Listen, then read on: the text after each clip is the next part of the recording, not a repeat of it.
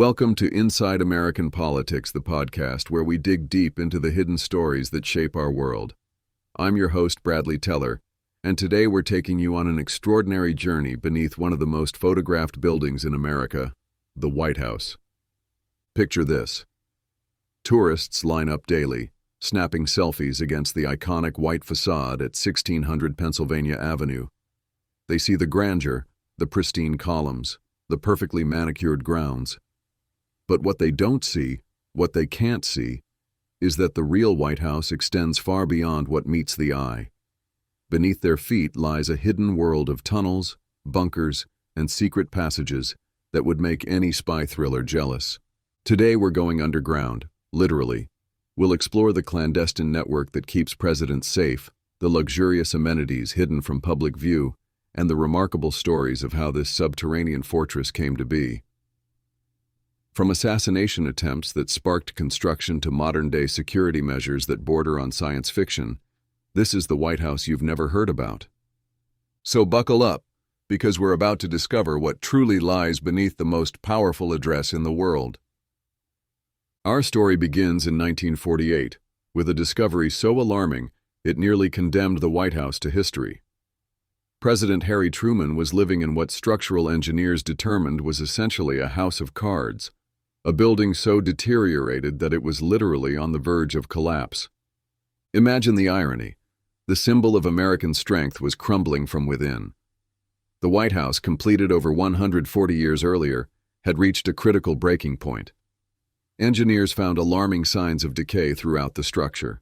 The building that had weathered wars, hosted world leaders, and witnessed pivotal moments in American history was about to fall down. Truman and his family were forced to evacuate immediately. They packed their lives and moved across the street to Blair House, the president's guest house, while the most ambitious renovation in White House history began. But here's where our story gets interesting. This crisis created an unprecedented opportunity. With the entire interior being dismantled and rebuilt with concrete and steel reinforcement, Truman's administration had a blank canvas. And in 1950, while the president was still living in exile at Blair House, something extraordinary happened beneath the White House grounds. Construction began on what would become one of America's most closely guarded secrets, an underground tunnel network. But why 1950? Why then?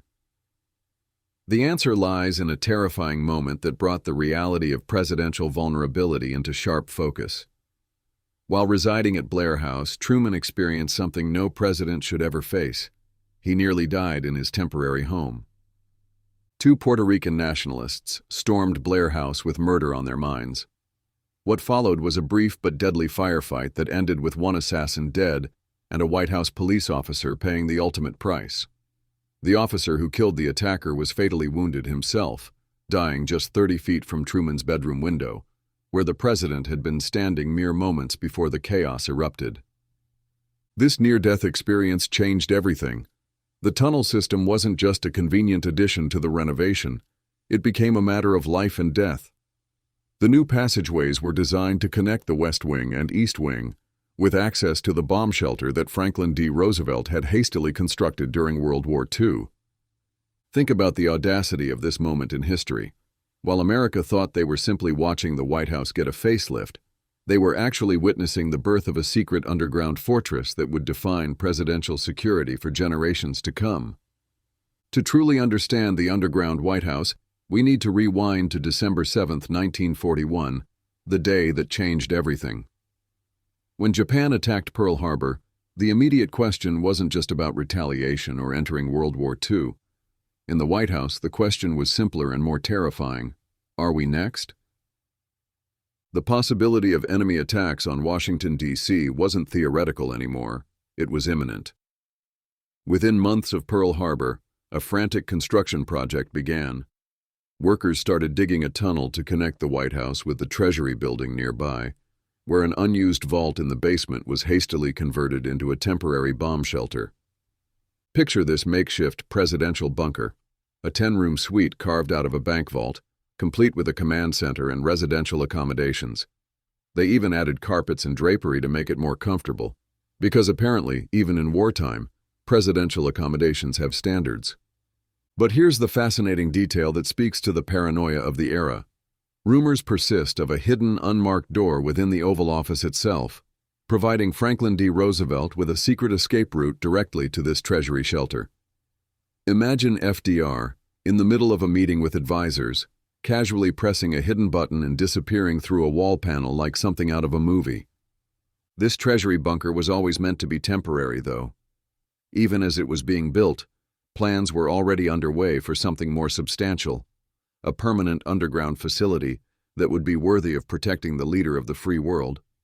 The result was a 1,600 square foot bunker with 7-foot thick walls, designed to withstand 500-pound bomb blasts. The construction was so secret that it was disguised as routine work on the East Wing, which housed the Living Museum's artifacts. Workers thought they were upgrading a museum storage area. They had no idea they were building what would become the Presidential Emergency Operations Center, the PEOC. This facility represents something remarkable in American history, the moment when the presidency acknowledged its own mortality. For the first time, the office of the president had a backup plan, a place where democracy could continue to function even if the symbols of American power above ground were destroyed. Fast forward to 1987, and we encounter perhaps the most cinematically perfect addition to the White House's secret infrastructure. During Ronald Reagan's presidency, a man who, let's remember, literally acted in spy movies, another tunnel was constructed that reads like something straight out of Hollywood. Picture this scene. President Reagan is in the Oval Office when an emergency unfolds. Instead of being whisked away by Secret Service agents through visible hallways where threats might lurk, Reagan calmly walks to what appears to be an ordinary wall. He activates a hidden panel, revealing a secret staircase that leads to a concealed passageway. This wasn't just any tunnel. This was presidential theater at its finest. The passage provided a direct hidden exit route that culminated at a closet in the White House basement, conveniently located near the president's private elevator. It's the kind of escape route that James Bond would appreciate, built for a president who understood the power of dramatic timing. But Reagan's tunnel represents more than just Cold War paranoia or Hollywood flair. It demonstrates how presidential security evolved from simple bunkers to sophisticated escape networks. By the 1980s, the threats facing presidents had become more complex, more unpredictable. Simple hiding wasn't enough anymore. Presidents needed mobility, options, multiple routes to safety. This evolution in security thinking would prove prescient. The threats that seemed theoretical in Reagan's time would become terrifyingly real just 2 decades later. September 11, 2001. A date that needs no introduction. A day when America's sense of security was shattered in ways previously unimaginable. But while the world watched the Twin Towers fall and the Pentagon burn, something extraordinary was happening beneath the White House. The secret infrastructure built over decades was about to face its ultimate test. President George W. Bush wasn't in Washington when the attacks began, but as the magnitude of the crisis became clear, the President's Emergency Operations Center, that bunker built during World War II and enhanced through successive administrations, became the nerve center of America's response. The PEOC, buried deep beneath the White House, suddenly transformed from a Cold War relic to the command center for a new kind of war. Bush convened the National Security Council in this fortified space, coordinating the nation's response from behind walls designed to withstand the worst humanity could devise. Laura Bush, in her 2010 memoir, provided the first detailed description of that journey into the bunker. She described walking through the White House to massive steel doors, equipped with state-of-the-art biometric security systems. These weren't the simple bomb shelter doors of FDR's era. These were portals to a high-tech command center that represented decades of security evolution. What makes this moment so remarkable is that photographs of the PEOC during those critical hours were eventually released by the National Archives in 2015. For the first time, Americans could see inside the secret space that had protected their government during its darkest hour. The images revealed not a crude bunker, but a sophisticated command center with advanced communication systems, independent power sources, and air filtration systems capable of protecting against nuclear, biological, and chemical threats. This was the moment when all those decades of secret construction, all that hidden infrastructure, proved its worth. While chaos reigned above ground, democracy continued to function below ground, protected by walls that no terrorist could breach. Now let's talk about one of the most audacious secrets of the White House, an entrance that thousands of people walk past every single day without knowing what they're seeing. It's a masterclass in hiding something in plain sight. 2 blocks away from the White House on H Street in Northwest D.C., there's an unremarkable alleyway that most people dismiss as just another urban corridor. It looks like a simple alley next to the Federal Claims Courthouse, bordered by what appears to be a parking lot entrance with a small booth and steel barrier. People hurry past it constantly, focused on their daily routines, never giving it a second thought. But that small booth? It's bulletproof and manned by Secret Service agents. That parking lot entrance? It's actually the gateway to one of the most secure transportation networks in America. The alley leads to an ordinary-looking door on the Freedmen's Bank building, which was once affiliated with the Treasury Department Annex. Behind that door lies something extraordinary, 2 underground routes that connect directly to the White House. This isn't just a tunnel, it's a presidential highway, hidden beneath the streets of Washington, D.C. The stories of this tunnel read like a collection of American political folklore. Patricia Nixon used it following her wedding ceremony in the Rose Garden in 1972, slipping away from the celebration through this secret passage. President Lyndon Johnson utilized it during the height of Vietnam War protests, when the visible entrances to the White House had become flashpoints for civil unrest. And then there's the legend that captures the glamour and mystery of the Kennedy era, speculation that JFK used this hidden entrance to secretly escort Marilyn Monroe into the White House. Whether true or not, the story perfectly captures the aura of intrigue that surrounds these hidden passages. Today, this tunnel terminates at the White House parking garage, continuing to serve as an essential, unobtrusive pathway for private arrivals and departures. It's a reminder that sometimes the most effective security is the kind that's so ordinary, so unremarkable, that it becomes invisible. While we're exploring the hidden aspects of the White House, let's talk about the secrets that aren't about security. They're about luxury, tradition, and the very human side of presidential life. Hidden beneath the White House lies a wine cellar that would make sommeliers weep with envy. While its existence isn't exactly secret, the details of its contents are closely guarded. The collection is curated by the White House's chief sommelier, a position that sounds like something out of a European palace rather than an American residence. This tradition began with Franklin D. Roosevelt, who was an enthusiastic wine collector. Over the decades, each first family has added their own selections, creating a collection that represents both historical continuity and evolving American tastes. Today, when foreign dignitaries visit, that carefully selected glass of wine they receive represents decades of presidential preferences, a liquid timeline of American hospitality. But wine isn't the only luxury hidden from public view. The White House actually has 2 swimming pools, each with its own fascinating history. The first was built in 1933 for Franklin Roosevelt's polio therapy, opening onto the Rose Garden. This pool became the center of some of the most persistent legends in White House folklore, particularly involving John F. Kennedy and rumored nude pool parties, stories that remain officially unconfirmed but continue to capture public imagination. During Richard Nixon's presidency, this original pool was filled in and converted into a press briefing space.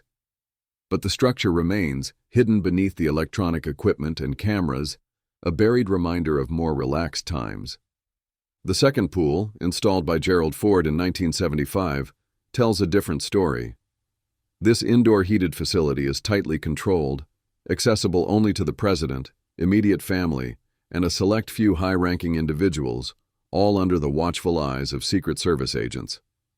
Despite its restricted access, this pool has witnessed remarkable moments in diplomatic history. During Nixon's administration, the pool area became an unlikely venue for arms control negotiations when Nixon met with Soviet Premier Leonid Brezhnev there. Imagine the surreal nature of that conversation. two nuclear superpowers discussing world peace while standing poolside in the White House basement. Years later, during Obama's presidency, the pool gained a lighter moment of fame when First Lady Michelle Obama engaged Ellen DeGeneres in a push-up challenge during a White House visit. These moments remind us that even in the most secure building in America, human moments of humor and connection still happen. The White House's protection extends far beyond hidden tunnels and secret bunkers. It involves a complex network of human guardians, some visible, others operating in the shadows, all dedicated to ensuring that American democracy has a safe place to function. Let's start with the most visible yet often overlooked protectors, the rooftop snipers. Part of the United States Secret Service counter-sniper team, these expert marksmen rank among the most highly trained snipers in the nation. Positioned on the White House roof and surrounding structures, they maintain comprehensive oversight of the property's perimeter with high-powered rifles and skills that are continually tested to ensure absolute precision. These aren't just guards with good aim. They're elite specialists whose very presence serves as both protection and deterrent. Their efficiency and accuracy are unparalleled, representing the visible tip of an invisible security iceberg.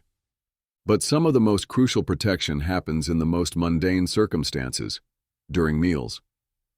The White House employs food testers whose role extends far beyond improving the taste of presidential cuisine.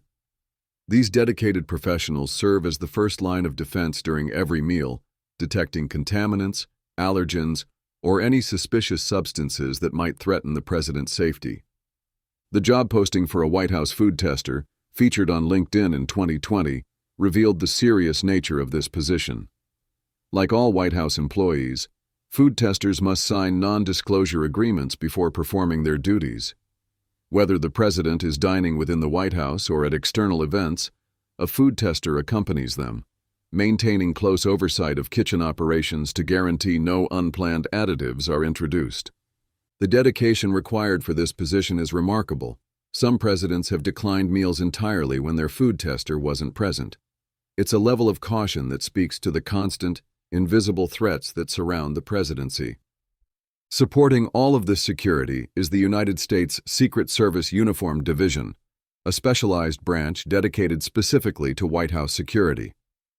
While the broader Secret Service protects politicians and their families across the country, this division focuses entirely on maintaining the security of the White House grounds, ensuring this iconic American institution remains safe.